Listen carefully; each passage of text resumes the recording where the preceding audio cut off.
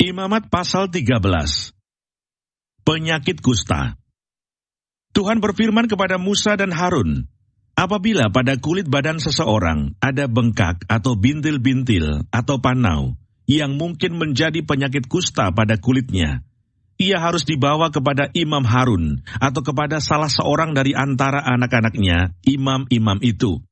Imam haruslah memeriksa penyakit pada kulit itu, dan kalau bulu di tempat penyakit itu sudah berubah menjadi putih, dan penyakit itu kelihatan lebih dalam dari kulit, maka itu penyakit kusta. Kalau imam melihat hal itu, haruslah ia menyatakan orang itu najis. Tetapi jikalau yang ada pada kulitnya itu hanya panau putih dan tidak kelihatan lebih dalam dari kulit, dan bulunya tidak berubah menjadi putih, imam harus mengurung orang itu 7 hari lamanya. Pada hari yang ke-7, haruslah imam memeriksa dia. Bila menurut penglihatannya penyakit itu masih tetap dan tidak meluas pada kulit, imam harus mengurung dia 7 hari lagi untuk kedua kalinya.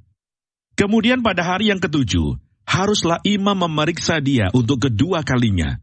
Bila penyakit itu menjadi pudar dan tidak meluas pada kulit, imam harus menyatakan dia tahir. Itu hanya bintil-bintil. Orang itu harus mencuci pakaiannya, dan ia menjadi tahir. Tetapi jikalau bintil-bintil itu memang meluas pada kulit, sesudah ia minta diperiksa oleh imam untuk dinyatakan tahir, haruslah ia minta diperiksa untuk kedua kalinya. Kalau menurut pemeriksaan imam, bintil-bintil itu meluas pada kulit, imam harus menyatakan dia najis, itu penyakit kusta. Apabila seseorang kena kusta, ia harus dibawa kepada imam. Kalau menurut pemeriksaan imam pada kulitnya ada bengkak yang putih, yang mengubah bulunya menjadi putih, dan ada daging liar timbul pada bengkak itu, maka kusta idapanlah yang ada pada kulitnya. Imam harus menyatakan dia najis dengan tidak usah mengurung dia, karena orang itu memang sudah najis. Jikalau kusta itu timbul di mana-mana pada kulit, sehingga menutupi seluruh kulit orang sakit itu, dari kepala sampai kakinya, seberapa dapat dilihat oleh imam, dan kalau menurut pemeriksaannya, kusta itu menutupi seluruh tubuh orang itu, maka ia harus dinyatakan tahir oleh imam. Ia seluruhnya telah berubah menjadi putih, jadi ia tahir. Tetapi pada waktu ada tampak daging liar padanya, najislah ia. Kalau daging liar itu dilihat oleh imam, ia harus menyatakan orang itu najis. Karena daging liar itu najis, dan itu penyakit kusta. Atau apabila daging liar itu susut dan berubah menjadi putih, haruslah orang itu datang kepada imam. Kalau menurut pemeriksaannya penyakit itu telah berubah menjadi putih, haruslah imam menyatakan orang itu tahir. Memang ia tahir. Apabila pada kulit seseorang ada barah yang telah sembuh, tetapi di tempat barah itu timbul bengkak yang putih atau panau yang putih kemerah-merahan, haruslah orang itu minta diperiksa oleh imam. Kalau menurut pemeriksaannya, panau itu kelihatan lebih dalam daripada kulit dan bulunya telah berubah menjadi putih, maka imam harus menyatakan, orang itu najis, karena penyakit kustalah yang timbul di dalam barah itu. Tetapi jikalau panau itu diperiksa oleh imam, dan ternyata tidak ada bulu yang putih padanya, dan tidak lebih dalam daripada kulit, malahan pudar, imam harus mengurung orang itu 7 hari lamanya. Dan jikalau panau itu memang meluas pada kulit, imam harus menyatakan dia najis, itulah penyakit kusta. Tetapi jikalau panau itu masih tetap dan tidak meluas, maka itu bekas barah, dan imam harus menyatakan orang itu tahir. Atau apabila pada kulit seseorang ada lecur karena api, dan daging liar yang timbul pada lecur itu menjadi panau yang putih kemerah-merahan atau putih, maka imam harus memeriksa panau itu.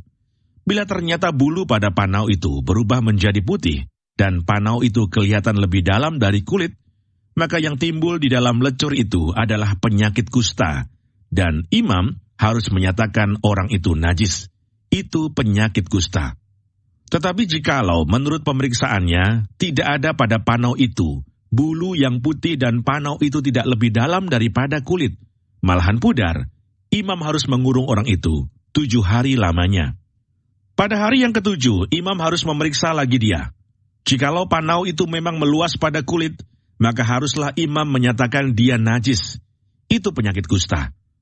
Tetapi jikalau panau itu masih tetap dan tidak meluas pada kulit, malahan pudar, maka itu bengkak lecur, dan imam harus menyatakan dia tahir, sebab itu bekas lecur. Apabila seorang laki-laki atau perempuan mendapat penyakit pada kepala atau pada janggut, imam harus memeriksa penyakit itu. Bila itu kelihatan lebih dalam dari kulit, dan ada padanya rambut halus yang kuning, maka imam harus menyatakan orang itu najis, karena itu kudis kepala, yakni kusta kepala atau kusta janggut. Dan apabila menurut pemeriksaannya, penyakit kudis itu tidak kelihatan lebih dalam dari kulit, dan tidak ada padanya rambut yang hitam, maka imam harus mengurung orang yang kena penyakit kudis itu 7 hari lamanya. Pada hari yang ke-7, imam harus memeriksa penyakit itu. Bila ternyata kudis itu tidak meluas dan tidak ada rambut yang kuning padanya, dan kudis itu tidak kelihatan lebih dalam dari kulit, maka orang itu harus bercukur. Hanya tempat kudis itu tidak boleh dicukurnya. Lalu imam harus mengurung orang yang kena kudis itu untuk kedua kalinya, 7 hari lagi. Kemudian pada hari yang ke-7, imam harus memeriksa lagi kudis itu. Bila ternyata kudis itu tidak meluas pada kulit, dan tidak kelihatan lebih dalam dari kulit, maka imam harus menyatakan orang itu tahir, dan ia harus mencuci pakaiannya, dan ia menjadi tahir. Tetapi jikalau kudis itu memang meluas pada kulit sesudah ia dinyatakan tahir, dan menurut pemeriksaan imam kudis itu meluas pada kulit, maka imam tidak usah lagi mencari rambut yang kuning. Memang orang itu najis. Tetapi jikalau menurut penglihatan imam, kudis itu masih tetap dan ada rambut hitam tumbuh pada kudis itu, maka kudis itu sudah sembuh, dan orang itu tahir, dan imam harus menyatakan dia tahir. Apabila pada kulit seorang laki-laki atau perempuan ada panau-panau, yakni panau-panau yang putih, imam harus melakukan pemeriksaan. Bila ternyata pada kulitnya ada panau-panau pudar dan putih, maka hanya kuraplah yang timbul pada kulitnya, dan orang itu tahir. Apabila rambut kepala seorang laki-laki meluruh, dan ia hanya menjadi botak, ia tahir. Jikalau rambutnya meluruh pada sebelah mukanya, dan ia menjadi botak sebelah depan, ia tahir. Tetapi apabila pada kepala yang botak itu, sebelah atas atau sebelah depan, ada penyakit yang putih kemerah-merahan, maka penyakit kustalah yang timbul pada bagian kepala yang botak itu. Lalu imam harus memeriksa dia.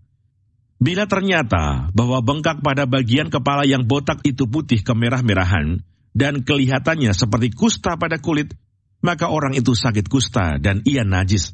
Dan imam harus menyatakan dia najis karena penyakit yang di kepalanya itu. Orang yang sakit kusta harus berpakaian yang cabik-cabik, rambutnya terurai, dan lagi ia harus menutupi mukanya sambil berseru-seru, najis, najis. Selama ia kena penyakit itu, ia tetap najis. Memang ia najis, ia harus tinggal terasing di luar perkemahan, itulah tempat kediamannya. Apabila pada pakaian ada tanda kusta, pada pakaian bulu domba atau pakaian lenan, entah pada benang lungsin atau benang pakannya, entah pada kulit atau sesuatu barang kulit, kalau tanda pada barang-barang itu sudah kemerah-merahan warnanya, maka itu kusta. Hal itu harus diperiksakan kepada imam. Kalau tanda itu telah diperiksa oleh imam, ia harus mengasingkan yang mempunyai tanda itu 7 hari lamanya. Pada hari yang ke-7, ia harus memeriksa tanda itu lagi. Apabila tanda itu meluas pada pakaian, atau benang lungsin, atau benang pakan, atau pada kulit, entah untuk barang apapun kulit itu dipakai, maka itu adalah kusta yang jahat sekali, dan barang itu najis. Ia harus membakar barang-barang yang mempunyai tanda itu, karena itu kusta yang jahat sekali. Barang-barang itu harus dibakar habis. Tetapi jikalau menurut pemeriksaan imam tanda itu tidak meluas pada barang-barang itu, maka imam harus memerintahkan orang mencuci barang yang mempunyai tanda itu. Lalu ia harus mengasingkannya 7 hari lagi untuk kedua kalinya. Kemudian sesudah barang itu dicuci, imam harus memeriksa tanda itu lagi.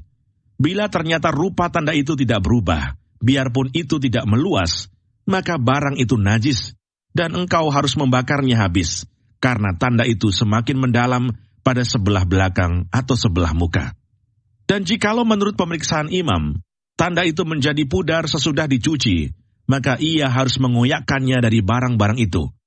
Tetapi jikalau tanda itu tampak pula pada barang-barang itu, maka itu kusta yang sedang timbul.